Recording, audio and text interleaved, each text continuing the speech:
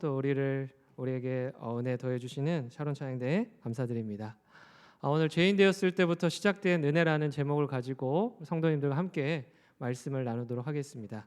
우리 먼저 옆에 계신 분들과 함께 인사하도록 하겠습니다. 잘 오셨습니다.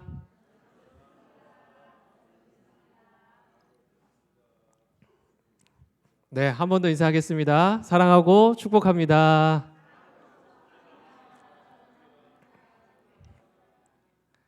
네, 밝은 미소로 막 이렇게 사랑을 나눠주시고 축복의 메시지를 전해주니까 너무나 좋은 것 같습니다. 날마다 그 귀한 사랑의 고백, 축복의 고백을 나눌 수 있는 우리 영신교회 모든 성도님들이 되었으면 좋겠습니다. 아멘, 아멘. 믿음대로 될 줄 믿습니다. 우리는 이제 계속해서 수요일마다 예수님의 사람에 대해서 함께 말씀을 나누고 있습니다. 이제 예수님의 사람이라고 하면 예수님의 사람이라고 불리는 사람들이 있다라는 것을 우리가 알게 되는데요. 이제 그들의 모습을 들여다보면서 나에게는 과연 예수님의 사람이라고 불릴 만한 어떠함이 있는가? 어떠한 모습과 신앙과 그 믿음의 여정이 있는가? 이것들을 점검해 볼 수 있는 이 수요 예배의 시간들이 되었으면 좋겠습니다. 사실 예수님의 사람을 듣고 우리들의 인간적인 우리들의 모습을 들여다본다면 사실은 수없이 많은 죄와 허물로 얼룩져 있는 우리들의 모습을 발견하고요, 마주하게 될 것입니다. 인간적인 모습만 본다면 모두가 그렇습니다. 감히 예수님과 관련되어 있는 사람이라고 말하는 것조차도 너무나도 부끄럽고 창피한 모습으로 가득 채워져 있는 나 자신을 또 우리를 발견하게 될 것입니다. 잘 생각해 보면 직장에서 일하는 나의 모습 속에서, 가정에서 가족들과 함께 보내는 그 시간 속에서, 살아가며 마주하는 모든 사람들과의 그 관계 속에서, 또한 교회에서 공동체로 함께 신앙생활하는 이 모든 순간 속에서 사실 우리는 내가 얼마나 괜찮은 사람인지보다 얼마나 연약하고 부족한 사람인지를 더 많이 들여다보게 된다라는 것입니다. 이러한 것들을 들여다볼 때마다 그냥 인간적인 생각으로만 생각한다면 무너져야 하는 것이 현실입니다. 교회에 나오는 것도 마음이 무거워지는 것이 현실입니다. 나 같은 연약한 사람이 나가도 괜찮은 걸까? 나처럼 수시로 이렇게 입술로 죄를 짓고 마음으로 죄를 짓는 나 같은 죄인이 나가서 하나님을 섬긴다는 것, 이것이 괜찮은 걸까 하는 생각과 깊은 고민에 빠지게 만들곤 합니다. 이러한 것들을 저는 또 친구를 만나서 느꼈던 적이 있습니다. 대학교 때부터 친했던 20살 때부터 한 10여 년 넘게 친하게 지낸 친구를 만난 적이 있었는데요. 이제 제가 일반 학부 사회복지를 전공하고 이제 신학대학원을 가서 신학을 이제 전공하게 됐는데 그 모든 과정을 다 지켜보고 응원해주고 함께해줬던 그런 친구였습니다. 그런데 이 친구를 어느 날 만나서 함께 이야기를 하는데 저한테 이런 얘기를 하는 거예요. 용현아, 나는 사실 교회를 못 나가겠다, 이런 얘기를 하는 겁니다. 그래서 제가 왜 그러냐, 교회를 열심히 나가는 친구는 아니긴 했지만 그래도 간간히 나가는 친구였거든요. 근데 왜 그러냐 이렇게 물어보니까 자기가 너무 죄가 많다는 거예요. 입도 험하고 거칠어서 날마다 욕도 하고요, 욕이 언제 튀어나올지 몰라서 교회 안에서 혹은 믿는다고 말하면서 사람들과의 관계에서 그것들이 튀어나올까 봐 걱정이라는 거예요. 또 놀기는 또 얼마나 좋아하는지, 또 사람을 만나는 걸 굉장히 좋아하는 친구거든요. 그러니까 이 술자리하고 함께하는 그런 자리들이 너무 많다 보니까, 그런 것들을 즐겨 하다 보니까 이제 그런 자리에 가서도 나는 교회 다니지만 술을 먹는 걸 즐겨 한다라고 말하기가 민망하다라는 거예요. 그래서 오히려 내가 교회를 나가지 않는 것이, 교회를 욕먹이지 않는 것이고 하나님께 죄송해야 하지 않는 그러한 일이겠다. 너는 어떻게 생각하냐? 저에게 이렇게 물어보더라고요. 그래서 친구가 어떤 마음으로 이제 이러한 이야기를 했는지 그 마음이 느껴졌습니다. 그러니까 교회를 나가고는 싶은데요, 그런 마음은 간절한데요, 나 같은 죄인이 감히 나가도 괜찮을까? 내가 오히려 하나님의 이름에 먹칠을 하는 것이 아닐까? 오히려 피해를 주는 것은 아닐까? 오히려 그분의 영광을 가리는 일을 하는 것은 아닐까? 라는 마음을 가지고 있었다라는 겁니다.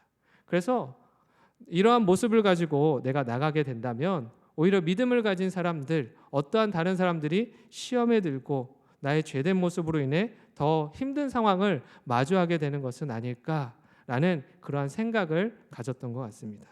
저는 그렇게 고민하던 친구에게 이렇게 얘기해 줬습니다. 교회는 의로운 사람이 나오는 것이 아니라 잘나고 멋진 사람들이 모여서 우리끼리 기쁨의 예배를 드리는 곳이 아니라 연약하고 부족한 사람, 나조차도 나의 죄로 인해 부끄러워서 그 부끄러움을 감당할 수 없는 그런 사람들이 십자가 앞에 모여서 그 연약함을 고백하는 곳이 교회다라고 이야기를 해줬습니다. 내가 무엇인가를 가지고 있기 때문에 이 교회에 나오는 것이 아니라 나의 모습이 잘 갖춰져 있기 때문에 나오는 것이 아니라 자신이 얼마나 연약하고 부족한 존재인지를 십자가 앞에서 날마다 깨닫는 것이 바로 교회라는 것을 분명히 알려주었습니다. 모두가 사실은 깨끗해 보이지만요, 정결해 보이지만요, 우리는 연약하고요, 부족하고 죄 많은 존재라는 것입니다. 사실은 연약함과 죄로 가득한 그런 사람들이 모인 곳이라는 것입니다. 그래서 그 친구에게 자신 있게 얘기했습니다. 너도 나와도 된다. 그런 연약함을 가지고 있는 그대로 가지고 나오면 된다라고 이야기를 했습니다.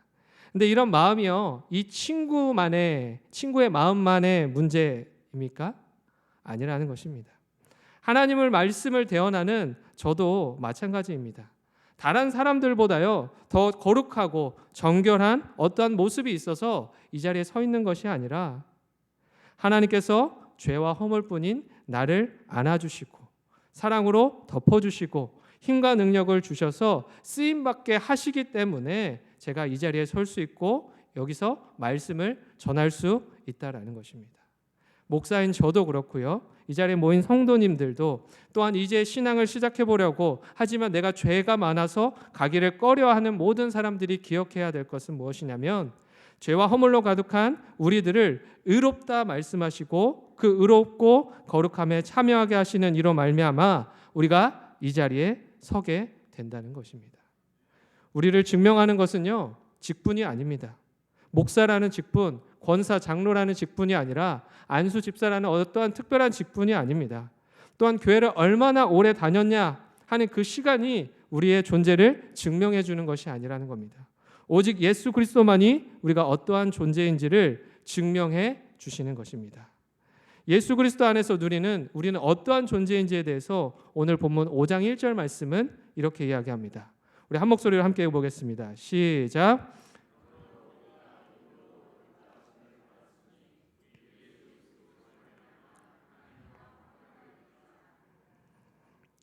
우리를 어떤 존재라고 말씀하고 있습니까? 의롭다 말씀하고 있습니다. 의로워지고 있어, 의로워질 수 있어, 그 길로 나아가는 과정이야, 이렇게 말씀하시는 것이 아니라 확정적인 선언으로서 우리가 이미 의로운 사람들이 되었다라고 선포하고 계신다라는 겁니다. 무엇을 통해서요? 예수 그리스도가 나의 모든 죄와 허물을 정결케 하기 위해서 그 십자가에서 피 흘리시고 죽으셨다는 그 사실, 그 믿음을 고백하는 것을 통해서 우리가 의로운 자녀들이 될 수 있다라고 말씀하시는 겁니다. 그 믿음을 고백하기만 하면요, 우리는 의로움에 참여하는 자들이 되는 겁니다. 하나님께서 예비해 두신, 열어놓으신 그 의로움에 참여할 수 있는 그러한 자격이 주어지는 존재로 변화된다라고 말씀하시는 겁니다. 하나님께서는요, 우리의 마음에 전하고자 하는 메시지가 무엇입니까? 너는 죄에 찌들어 있는 인생이 아니라 나의 거룩함에 잠겨 있는 인생이다. 너는 더러운 허물로 가득 찬 인생이 아니라 죄와 허물이 십자가의 보혈의 피로 씻겨 이제는 나의 의로움에 참여하고 그 속에서 함께 살아가는 인생이다, 확정 지어주시는 인생이 되었다라고 말씀하고 계신다는 것입니다. 우리는 오직 예수 그리스도의 십자가 보혈로 인해 하나님 안에 살아가는 자로, 하나님과 함께하는 자로 변화된 것입니다. 그래서 로마서 3장 9절 10절도 이렇게 이야기합니다. 우리 함께 읽어보겠습니다. 시작. 그러면 어떠하냐? 우리는 나으냐? 결코 아니라 유대인이나 헬라인이나 다 죄 아래에 있다고 우리가 이미 선언하였느니라. 기록된 바 의인은 없나니 하나도 없으며. 무엇이라고 이야기합니까? 예수 그리스도가 없다면, 예수 그리스도의 십자가에서 흘리신 그 보혈의 능력을 믿지 못한다면 결코 의로움에 참여할 수 없다 말씀하시는 겁니다. 아브라함의 후손이라는 그 유대적 혈통 때문이 아니라, 내가 가지고 있는 직분 때문이 아니라, 내가 가진 수많은 힘과 능력들 때문이 아니라, 오직 예수 그리스도의 십자가를 믿게 될 때 의로운 인생으로 변화될 수 있다라고 말씀해 주고 계신 것입니다. 그러나 유대인들은요, 이러한 것들을 오해했다라는 겁니다. 이 유대적 혈통이, 아브라함으로부터 이어지는 그 유대적 혈통이 우리를 의롭게 만들고 또 구원에 이르게 할 것이다 착각했다라는 겁니다. 그러나 유대인들뿐만 아니라 우리들도 때로는 착각하고 오해한다라는 것입니다. 예수 그리스도가 아닌 다른 것을 통해서 우리가 의로워질 수 있다. 내 행동을 바르게 하는 것을 통해서, 또 내 마음을 내가 절제하고 통제하는 것을 통해서, 내가 어떤 것은 하고 안 하고를 통해서, 어떤 이러한 모습들을 통해서 하나님의 의로움에 다가갈 수 있고 가까워질 수 있다라고 착각하고 오해한다라는 겁니다. 그러나 오늘 본문 성경에서 말하는 것은, 분명하게 말하는 것은 그 무엇으로도 하나님의 의로움에 가까워질 수 없다 말합니다.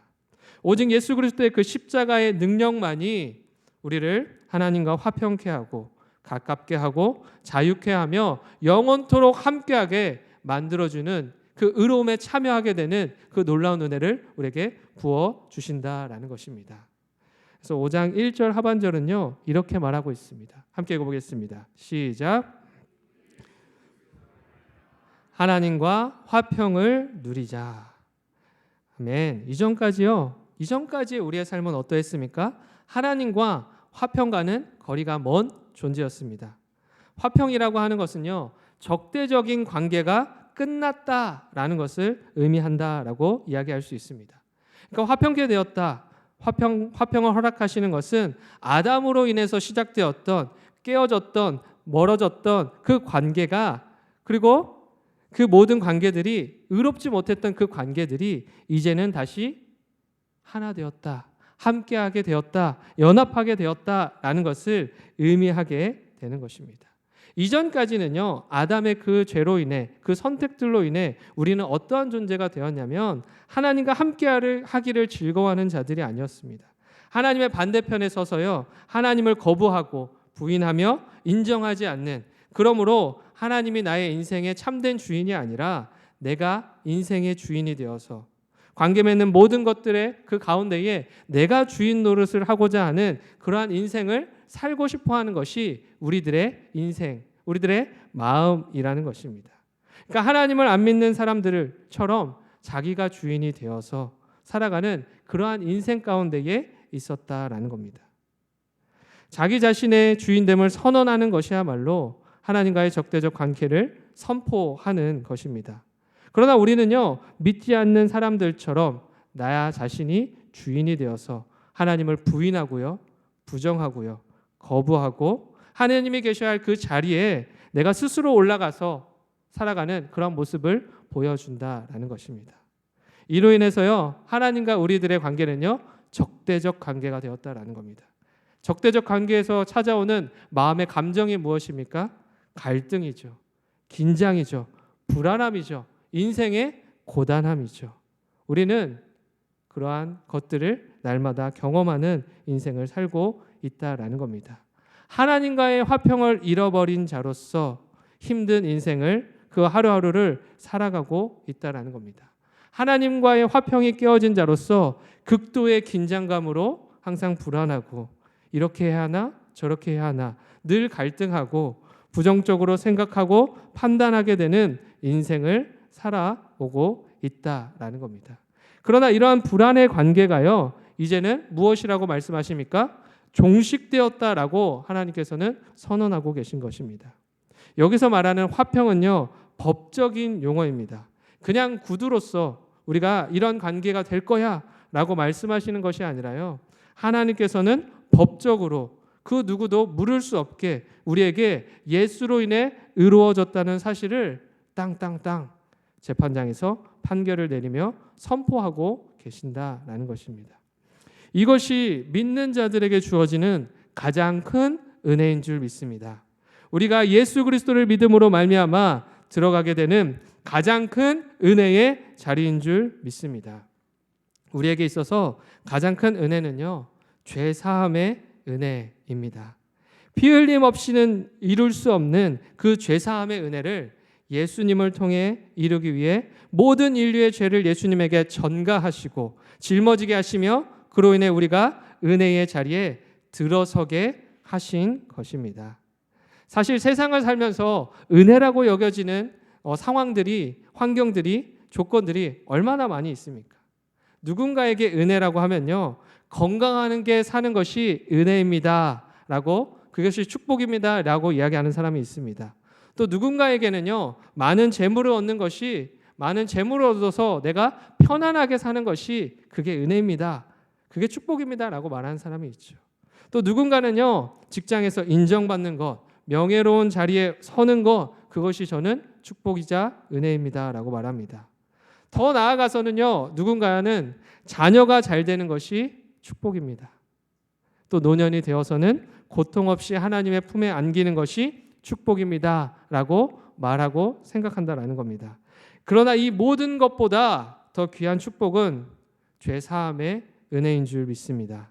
죄사함의 은혜가 우리에게 주어졌다는 사실이 없다면 우리가 여전히 죄에 머물러 있고 죄된 자로서 살아갈 수밖에 없는 불신과 불안 속에 서 있다면 이것만큼 슬픈 인생도 없을 것이다 라는 겁니다. 그래서 우리에게 있어서 가장 큰 축복은요, 죄사함의 은혜이어야만 합니다. 십자가에서 죄가 씻겨나가는 그 은혜를 받아 누리는 것이야말로 가장 귀한 축복인 것입니다. 이 귀한 마음을 다윗 역시 알고 고백했던 것 같습니다. 시편 32편 1절 2절 말씀을 우리가 함께 읽어보겠습니다. 시작.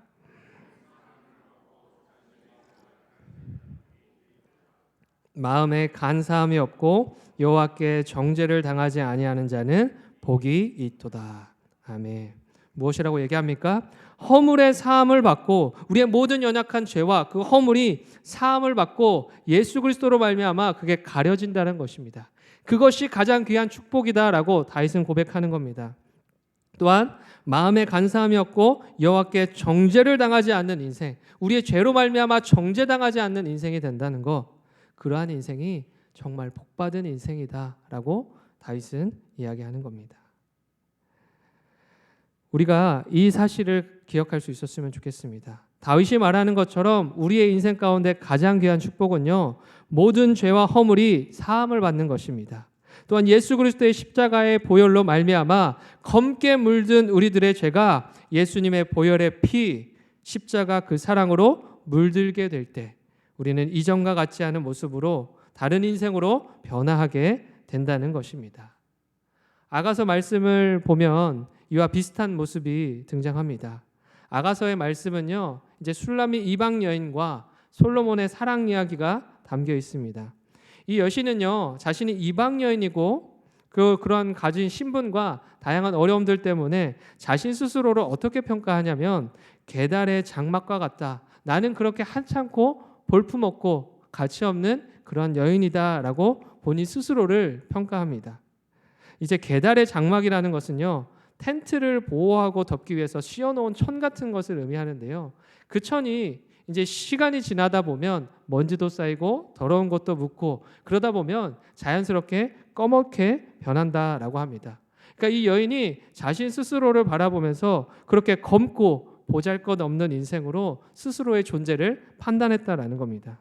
그러나 이 여인이요, 자신에 대한 판단이, 존재에 대한 가치가 달라지는 순간이 있었습니다. 그것이 언제냐면 바로 솔로몬을 만나기 시작하면서부터였습니다. 아가서 1장 5절의 말씀을요, 우리 함께 읽어보겠습니다. 시작. 예루살렘 딸들아, 내가 비록 검으나 아름다우니 게달의 장막 같을지라도 솔로몬의 휘장과도 같구나. 이제는요, 게달의 장막이 아니라 자신의 존재를 솔로몬의 휘장과 같이 아름답고 귀중한 것으로 여기고 있습니다. 그 이유가 무엇입니까? 솔로몬이라고 하는 그 놀라운 존재가 나를 향해 쏟아붓는, 나를 향해 쏟아내는 그 사랑의 고백과 마음들로 말미암아 내가 아름다운 존재임을, 귀중한 존재임을 깨닫게 된 것입니다. 그러니까 나의 모습만 들여보다 본다면 검게 물든 모습밖에 보이지 않았지만, 검게 물들인 연약한 모습밖에 보이지 않았지만, 솔로몬의 그 사랑이 나의 인생을 뒤덮고 나의 마음을 가득 채우기 시작하자 전혀 다른 인생처럼, 전혀 다른 가치를 가진 존재처럼 내가 보이기 시작했다라는 것입니다. 바로 이 모습이 예수님과 우리의 모습 아니겠습니까? 나는요, 내 자신의 모습만 들여다보면 보잘것없습니다. 쓸모없습니다. 특별할 것 하나 없다라는 것입니다. 오히려 검은 죄악의 그림자로 가득 차 있는 인생일 뿐이지만, 그분의 사랑이 우리에게 쏟아지기 시작하면, 채워지기 시작하면, 그분의 그 십자가의 보혈의 은혜가 우리를 뒤덮기 시작하면 우리가 어떠한 존재가 된다라는 것입니까? 아름다워지기 시작한다라는 겁니다. 죄로 가득했던 우리들이지만 그로 말미암아 아름답다. 보시기에 좋았다 말씀하셨던 그 모습이 우리 안에 다시 꽃피어 나기 시작하는 겁니다. 비록 검고 검은 인생을 살아갈 수밖에 없는 죄인된 우리들의 여정이지만, 십자가에서 흘리신 그 보혈의 피가 우리를 붉게 물들이고 순결하고 정결하게 물들일 때 그 사랑으로 말미암아 우리가 아름다워졌다라고 당당하게 세상 가운데 말할 수 있는 것입니다. 우리가 이 사실을 분명히 기억할 수 있었으면 좋겠습니다. 우리가 날마다 교회에 나와서 기억해야 할 것은 다른 것이 아닙니다. 우리를 죄에서 구원하신 예수 그리스도, 우리를 위해 십자가에서 흘리신 그 보혈로 인해 우리의 꺼먹고 더러운 모든 죄가 씻겨 나아갔다라는 것을 믿는 것입니다. 그리하여서 그분의 이름을, 그분의 희생을, 그분의 사랑을 날마다 기억하기 위해 이 예배의 자리로 나아오는 것입니다. 그러나 이러한 모습에도 불구하고 우리가 분명히 기억해야 될 것에 무엇인지 알면서도 불구하고 우리는 때때로 우리의 마음이 흔들리게 될 때가 있습니다. 왜 그렇습니까? 사탄은요, 우리가 십자가에 집중하지 못하게 합니다. 예수님에 집중하게 하지 못하게 만듭니다. 그럼 우리가 어떠한 모습에 집중하게 합니까? 세 가지 때에 집중하고 주목하게 만든다라고 오늘 본문은 이야기합니다. 6절 말씀에서는요, 이렇게 이야기합니다. 우리가 아직 연약할 때, 사탄은요, 우리가 아직 연약한 존재이기 때문에 넘어져도 괜찮다는 그런 유혹의 속삭임으로 우리를 끌고 가는 겁니다. 아담과 하와를 끌고 갔던 뱀처럼 우리를 그렇게 속삭여서 너는 아직 연약하니까 괜찮아, 그러니까 넘어져도 괜찮아, 죄를 지어도 괜찮아, 쓰러져도 괜찮아, 우리를 그렇게 끌고 간다라는 겁니다. 두 번째는요, 우리가 아직 죄인 되었다라고 우리를 유혹한다라는 겁니다. 예수님을 만났어도 너는 여전히 죄에 머물 수밖에 없는 죄인이야. 죄에서 구원받은 자가 아니라 오늘 또 죄를 짓고 내일 또 죄를 짓고 날마다 그렇게 죄를 지으며 죄된 인생을 살아갈 수밖에 없는 죄인이야 라고 하는 그러한 유혹을 이끌어낸다라는 겁니다. 그래서 그것을 통해서 우리에게 원하는 것이 무엇입니까? 여전히 우리가 하나님과 여전히 원수되었다는 것, 적대적 관계를 가지고 있다는 것, 함께할 수 없는 그러한 존재라는 것, 그렇게 끊어지고 무너진 관계 속에 살아갈 수밖에 없는 사람들이라는 것에 주목하게 만드는 것입니다. 예수 그리스도의 십자가를 통해 변화시키신 우리의 모습과 존재가 아니라요, 죄된 우리의 모습에 집중하게 하고 하나님과 함께할 수 없는 자로, 하나님과 함께해서는 안 되는 자들로 인식하게 만드는 것, 이것이 사탄의 유혹이고 우리를 향한 속삭임이라는 것입니다. 그러나 우리가 거듭해서 오늘 말씀을 통해서 이야기하는 것이 있습니다. 사탄의 유혹의 속삭임과는 다르게 하나님께서 우리에게 보여주시는 모습이 있다라는 겁니다. 하나님께서 우리에게 집중하게 하시는 것, 보여주고자 하시는 것, 그것이 무엇입니까? 바로 우리를 향한 하나님의 사랑이라는 것입니다. 로마서 5장 5절과 8절 말씀에서는요, 이렇게 이야기하고 있습니다. 우리에게 주신 성령으로 말미암아 하나님의 사랑이 우리 마음에 부은 바 됨이니, 8절에서도 이렇게 이야기합니다. 그리스도께서 우리를 위하여 죽으심으로 하나님께서 우리에 대한 자기의 사랑을 확증하셨느니라. 아멘이십니까? 하나님께서 우리에게 보여주고자 하시는 것 무엇입니까? 하나님의 사랑이라는 것입니다. 사탄은요, 우리를 죄에 주목하게 하고요, 죄를 즐거워하게 만들지만 하나님은 우리를 십자가를 주목하게 하고 그 위에서 보여주신 그 사랑에 주목하게 만든다라는 겁니다. 내가 여전히 죄를 주목하는 삶을 살고 있다면 그것은 하나님이 주시는 마음이 아닐 수 있다라는 겁니다. 물론 하나님께서는 죄를 깨닫게 하십니다. 십자가를 통해서 자신의 죄를 들여다보게 하십니다. 그러나 여전히 그 죄가 나를 사로잡고 있다는 착각에 빠져 있다면 그건 하나님이 주시는 마음이 아니라는 것입니다. 왜냐? 하나님께서는 이미 우리가 의롭다라고 말씀하셨기 때문에, 죄에서 내가 너를 건져내었다라고 확증하셨기 때문입니다. 이처럼 첫사람 아담의 때의 뱀은요, 하나님의 사랑이 아닌 죄에 집중하게 합니다. 그러나 하나님은 사랑에 집중하게 만드십니다.